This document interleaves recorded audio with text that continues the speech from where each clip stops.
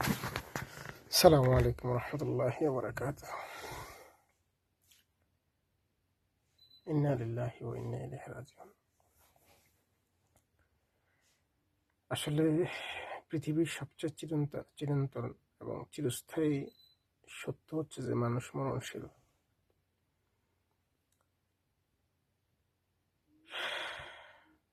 মাত্র ৫৬,০০০ বর্গমাইলের এই সোনার বাংলাদেশে সাদামাটা একটা দেশ, লাল সবুজের পতাকাকে সবচেয়ে বেশি যে মানুষটা ভালোবাসতো সে ছিলেন শহীদ প্রেসিডেন্ট জিয়াউর রহমান।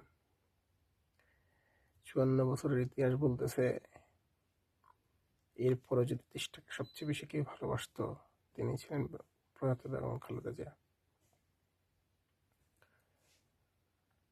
ওনার শূন্যতা, শহীদ প্রেসিডেন্ট জিয়াউর রহমানের শূন্যতা যেমন আজ পর্যন্ত এই দেশ পূরণ করতে পারে নাই, বেগম জিয়ার শূন্যতাও এই দেশ পূরণ করতে পারবে না। কারণ উনি সেই বেগম জিয়া যিনি শুধুমাত্র দেশকে ভালোবাসার জন্য দেশের বাইরে যান নাই, কারণ উনি জানতেন যদি চিকিৎসার নামে দেশের বাইরে যান তাহলে উনি আর দেশে ফিরতে পারবেন না। উনি ওনার ২ সন্তানকে, এক সন্তানকে হারাই ফেলছেন, আরেক সন্তানকে বিদেশে পাঠিয়ে দিয়েছেন, কিন্তু নিজে দেশ ছাড়েন নাই, কারণ তিনি এই দেশটাকে ওন করছেন। ওনার প্রতি যতটুকু সম্মান দেওয়া হোক না কেন, যতটুকু সম্মান জানানো হোক না কেন, সবটুকু সম্মানে অনেক অনেক ক্ষুদ্র মনে হয় আমার কাছে। কারণ ওনার সময়ের বিএনপি ইসলামের পক্ষে ছিল, দেশপ্রেমের পক্ষে ছিল,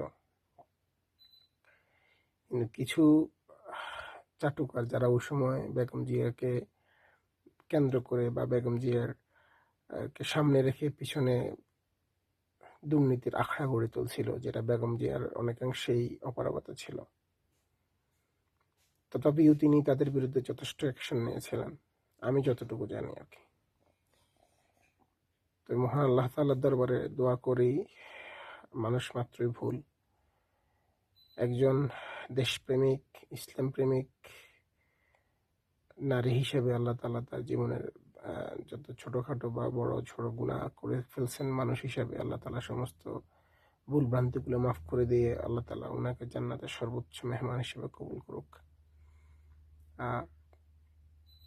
আমি বিএনপি এবং তার অঙ্গ সংগঠনের সকল ভাইদের প্রতি উদাত্ত আহ্বান জানাবো, বেগম জিয়া এবং শহীদ প্রেসিডেন্ট জিয়াউর রহমানের আদর্শে, যিনি যে স্বপ্ন দেখতেন বাংলাদেশকে নিয়ে, বাংলাদেশের মানুষ নিয়ে, এদেশের ইসলাম নিয়ে, এদেশের ভূখণ্ড নিয়ে, সার্বভৌমত্ব নিয়ে, আশা করি ওনাদের এই চিন্তা চেতনার মধ্য থেকে আপনারাও এই দেশকে ভালোবাসবেন, দেশের মানুষকে ভালোবাসবেন, ইসলাম এবং দেশের সার্বভৌমত্বকে ভালোবাসবেন। আসসালামু আলাইকুম রহমতুল্লাহি ওয়া বারাকাতুহু।